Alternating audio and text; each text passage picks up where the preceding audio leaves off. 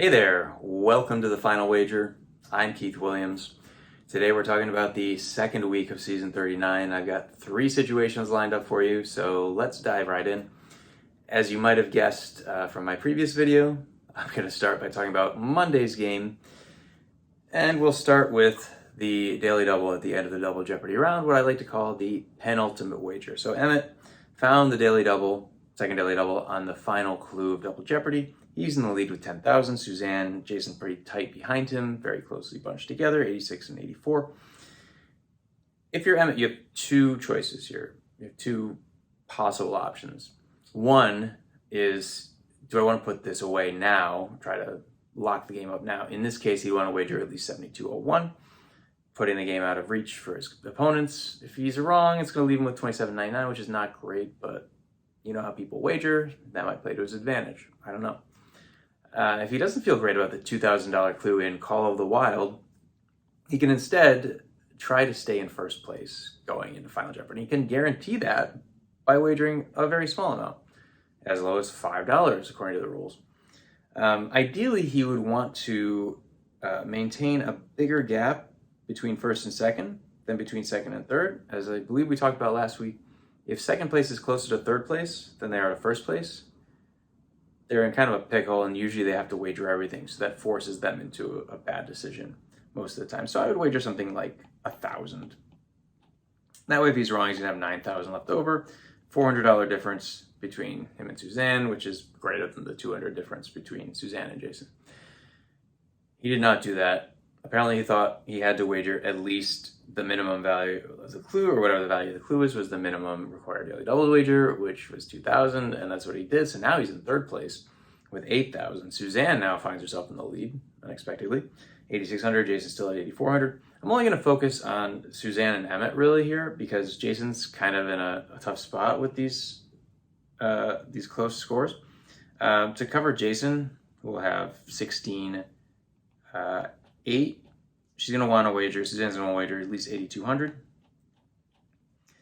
If she's wrong, she's going to be left with 399, which, you know, you don't really need to worry about on the downside.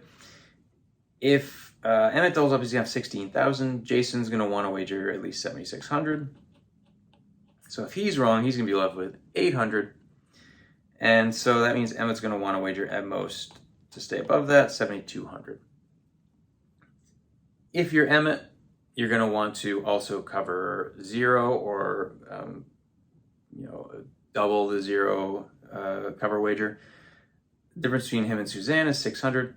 So he's going to want to wager at least 1,200. So anything in that range is fine. I guess it just depends on how weird you think the other 2 players are going to wager. And of course, all 3 players did wager kind of strangely here.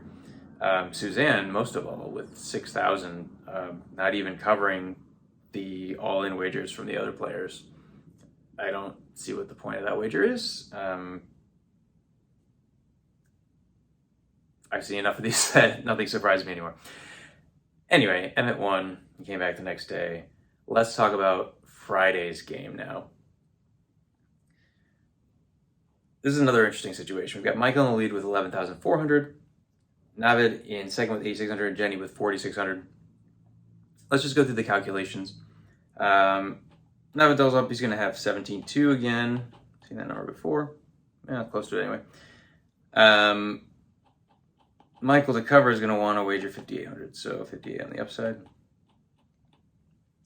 If he's wrong with that wager, he's going to be left with 5,600, which you can see here, Jenny would have to wager at least 1,000 to have a chance to win, so she might as well just go for everything. You can leave off a couple dollars if you want to try to stay ahead of second place if they go for everything. Navid, to stay above 5,600, can wager up to 3,000, which conveniently would put him at 11,600, so it covers a 0 wager by Michael. So anything between 28.01 and 29.99 is good for Navid. Really, he wants to wager at least 601 to cover a double up by Jenny, but this is a really tight range. I like it a lot. It's easy.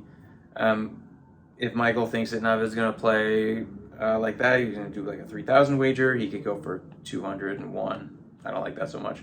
I just take the game in my own hands personally, and he did. He covered a double up by Navid by $1, and yeah, good wagering pays off a lot of the time. It doesn't always pay off, but I'd rather take my chances over the long term. In any case, I'm interested to see what happens at Celebrity Jeopardy. Triple Jeopardy's in effect. And we'll see what happens in week 3 as we get closer and closer to the Tournament of Champions. But I hope you enjoyed that, and I'll see you next time right here on the Final Wager.